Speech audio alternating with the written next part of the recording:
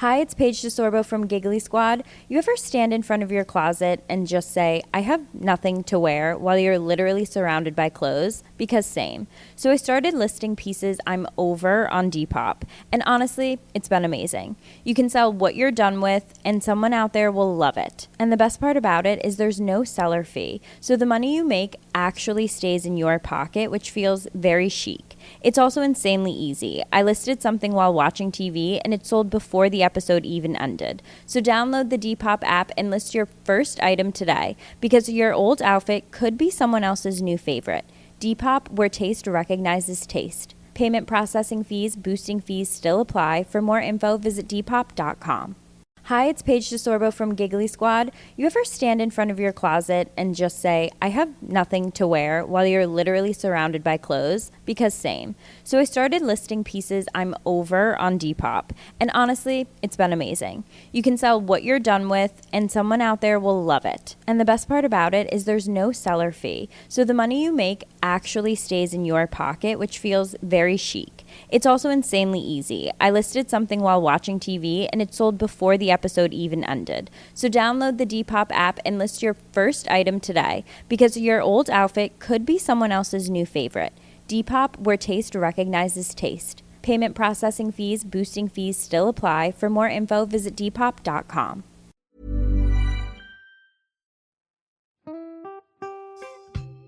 Hello and welcome back to Sober Awkward, where we're doing something a little bit different. We started this podcast to share our own messy, awkward and hopefully humorous journeys through sobriety, and have always felt incredibly humbled by how many of you have connected with our stories. But not everyone's journey is the same as Vic and I's, so we put our heads together to figure out a way to give back and let our listeners inspire each other. Basically, we're taking Us Two Idiots completely out of the equation. We decided to run a storytelling competition, during which we asked you to share your own inspirational stories of recovery with us. Well, to be honest, the stories you sent us completely blew us away. They were powerful, moving, and truly inspiring. We knew right away that we had to share them. So, with the permissions of the storytellers, we're going to be sharing one of their stories with you each week. This is our way of celebrating you. These are your stories, raw, real, and full of hope. Welcome to Sober Stories. This week, our listener's story is from Kristen. And just as a quick warning, if you've got young ears listening with you, it does tell the story of some sexual abuse. So please, if that's a trigger for you, feel free to skip this one. I don't really remember my very first drink, but I do remember watching my parents, relatives, and their friends drinking at family parties and gatherings, and always wondered when I'd be allowed to drink this magic elixir that seemed to make everyone happy. My dad let me taste a few sips of his beer when I was a teenager. My mum, her wine. I don't remember necessarily being grossed out by the taste, but I was intrigued. One summer, out on the boat, I do remember my uncle discreetly passing me and my cousin, actually my uncle's girlfriend's daughter, Smirnoff Ice off the side of the boat while we floated in our tubes. We chugged them as fast as we could, so my parents and her mum wouldn't see. I was giddy and excited for more. When I was in high school, I barely went to any parties, maybe 2 in 4 years. I do remember some of my fellow classmates being shocked and impressed that not only was I drinking, but I was able to down more beers and shots than most of the guys. I went to Catholic school and was known as the church girl. Watch out for us Catholic girls. The other times I drank in high school, I was usually with my best friend, Lauren. She was a year older than me, so we'd drive around in her car with a bottle of booze and find a field to hang out in at the end of a dirt road. Eventually, we'd have 2 guys in the car with us, doing all the lovely things that high schoolers do. One spring break, Lauren and I flew to South Carolina to stay with my grandparents for a week. One night, we took their car to a local comedy club. I was 17, she was 18.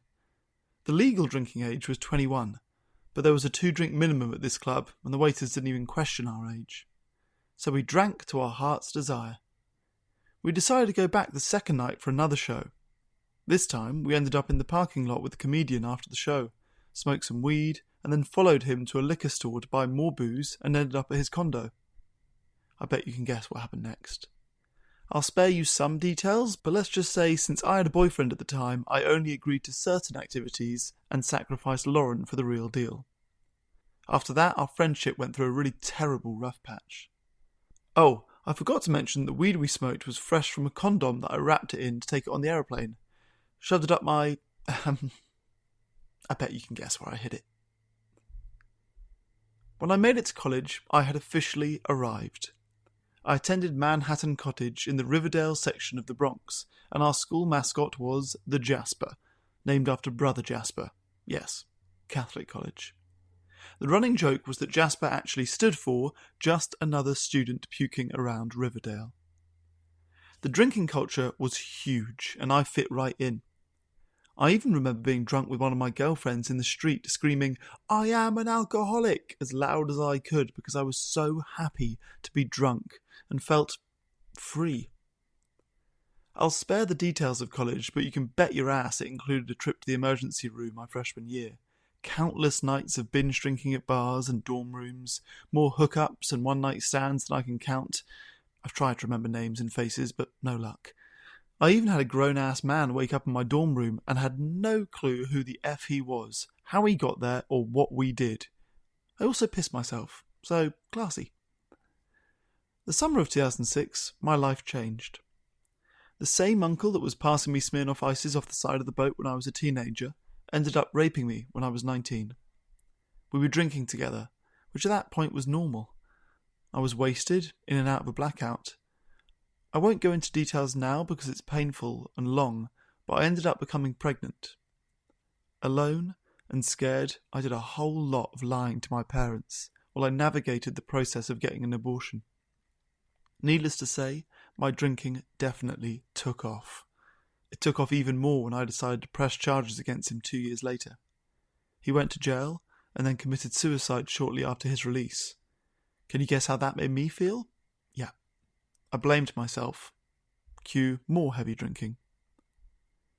When I returned to campus that fall after the rape, I was so relieved to be back at school and tried to find some kind of normalcy in my life, but I couldn't. My uncle was threatening me with phone calls, regularly begging me not to tell anyone. I thought I was having visions of him following me on campus.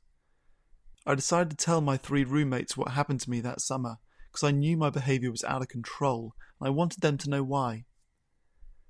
Eventually, in one of my sociology classes, I broke down to my professor after class, and before I had a chance to tell him what was going on, he took me by the hand and brought me to the counselling centre. From that moment on, I spent the rest of my college years having weekly sessions with the director himself, Dr. Carey, a man who literally helped save my life. During our time together, he introduced me to AA and convinced me to go to a meeting in the Bronx. I went to one meeting and continued drinking. Our sessions every week were centred on overcoming this horrible trauma, my drinking behaviour and attempts at trying to quit. But I just wasn't ready. A quick backtrack. I first became introduced and intrigued by sobriety because of my absolute love and adoration for Keith Urban, Australian singer and super hot, sexy sober man. I fell in love with him when I was 17 and have been a totally loyal fan ever since. I'm 38 now. When I found out Keith Urban was sober, I felt so proud of him. By hearing his story, I learned a little bit about what sobriety was all about and really admired him for it. I do remember he relapsed years later, but I know he's been clean and sober for a long time now, and I've always looked up to him for it. Aside from being a total hunk, I really look up to him as a sober hero. So by the time Dr. Carey started talking to me about sobriety and alcoholism, I already had a small idea of what it was all about, and I always wondered if I was one of them. I've had on and off periods of sobriety since college. It's almost 20 years later, and I've been to hundreds, maybe 1,000 AA meetings. Got cited for a hit and run, black eyes, broke the bone around my eye. I've been hungover and blacked out hundreds of times. I've put myself in so many dangerous situations. I have so many bottoms I can't even keep track anymore. Most recently, I was denied boarding a flight because I was completely hammered. I mean, when is this going to end? when I'm dead? I really hope not, because I know I deserve to be sober. I know I'm a good person. I know I want what all the sober people out there have. I need to fight for this, because if I play the tape forward and continue on the drinking path, I will surely die. And that's the opposite of what I want. I want freedom and peace. I want a simple and beautiful life. We all have stories. Is it helpful to rehash the details of them? Yes, I think it's important to acknowledge the painful truth about what has happened in my past and then move on. I have too many situations I've put myself in surrounding alcohol abuse, and the insanity of it all is that I didn't stop drinking a very long time ago. I know someone who stopped drinking after they had one really bad hangover. Why couldn't that be me? I think it's equally important for me to acknowledge the path I've been on in attempting recovery and sobriety. The truth is that I never gave myself a fighting chance to really experience true sobriety. I was going to AA and smoking weed. Marijuana maintenance, anyone? Convincing my sponsor that I needed it to survive and that my diagnosis of PTSD allowed me to use medical marijuana. While that may be true, the real truth is I was still smoking to escape. That escapism completely interfered with my ability to be completely open and honest with myself in AA, which is why I just couldn't get it. Lastly, I have to be kind to myself about my experiences and the attempts I've made in trying to get sober. I've learned so much over the years about sobriety, and the biggest thing I never did was shut the door all the way.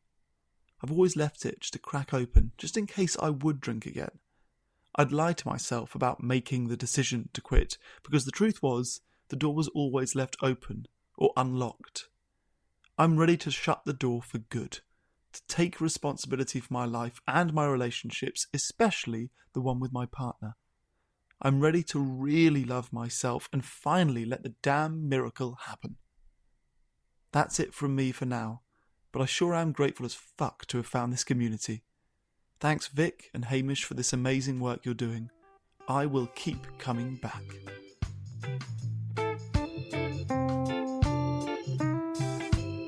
If you're questioning your relationship with booze, you're struggling to moderate, or your hangovers are causing anxiety, it might be time to reach out for some support.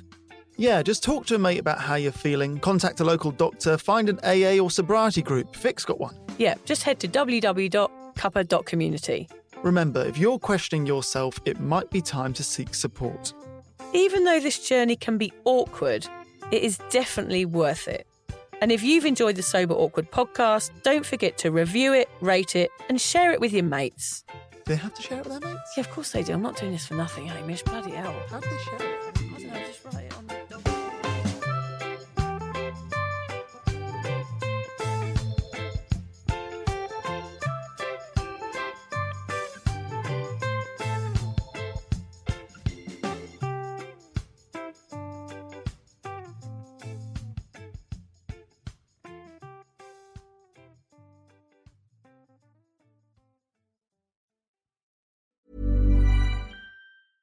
Hi, it's Paige DeSorbo from Giggly Squad. You ever stand in front of your closet and just say, I have nothing to wear, while you're literally surrounded by clothes? Because same.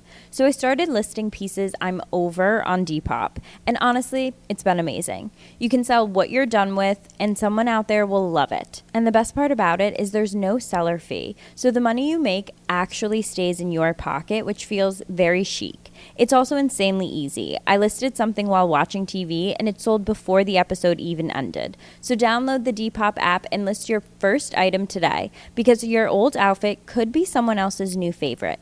Depop, where taste recognizes taste. Payment processing fees, boosting fees still apply. For more info, visit Depop.com. So good, so good, so good. Just in, thousands of winter arrivals at your Nordstrom Rack store. Save up to 70% on coats, slippers, and cashmere from Kate Spade New York, Vince, UGG, Levi's, and more. Check out these boots. They've got the best gifts. My holiday shopping hack? Join the Nordy Club. Get an extra 5% off every Rack purchase with your Nordstrom credit card. Plus, buy it online and pick it up in store the same day for free. Big gifts, big perks. That's why you Rack.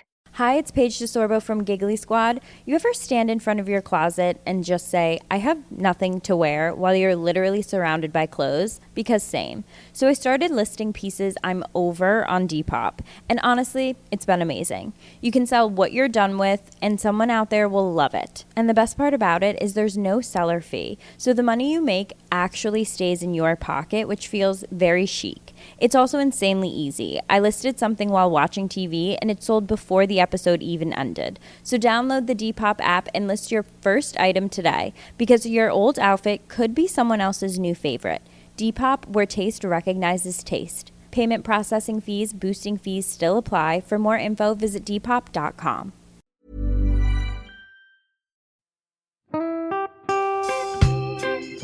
So, as you probably know, my comedy memoir, 1,000 Wasted Sundays, is officially out. All my magnificent fuck-uppery in one awkward hit. If you'd like to get your hands on a copy, it's now available from all good bookstores. We always say all good bookstores, don't we? Yeah. Are there bad bookstores? No, it's probably ones with moody sellers. Oh yeah, really Yeah. depressed librarian folk. Yes, Okay, yeah, good. yeah. So there are probably some, but we're only storing it in the good ones. It's only made it into the goodies. You can also get it from all good online retailers. The print version and ebook are out now, and the audiobook will be available in March. I've been writing my memoir for 5 years. It will make you laugh, cry and cringe, and hopefully inspire a few people to reconsider their relationship with booze. If you love the podcast, then I think you'll love the book, even if I do say so myself. Hamish has read it. What did you think? I feel like I know a little bit too much about you now, to be honest, Vic. Look, I really loved it. It was hilarious and surprisingly moving, but I feel like I've seen you naked in a literary sense. Yeah. Does that make sense? Yeah, that's worrying. Yeah. Yeah. From an emotional point of view, seriously, it wobbled my teeny weeny wooden heart, Vic. Okay. My teeny little wooden heart. Well, his teeny little, his wooden heart is broken. Anyway, so if you do manage to get your filthy mitts on a copy, please do me a favour and head to goodreads.com and give me a review. Doing that will help me get it out there to those that need a bit of sober support. So there you have it. My story, unwanted warts and all. Come and get awkward with me. Not to be too demanding or anything, but seriously, go and buy it Yeah, now. go and buy it. Go and buy it right now. Yeah, don't just tell your friends, buy it, and then buy your friends one or two. Yeah, don't give them a copy. Yeah. Buy it, yeah. And you know what? Don't be careful where you store it. If you lose it, you can always buy another 5. Buy another one. Yeah.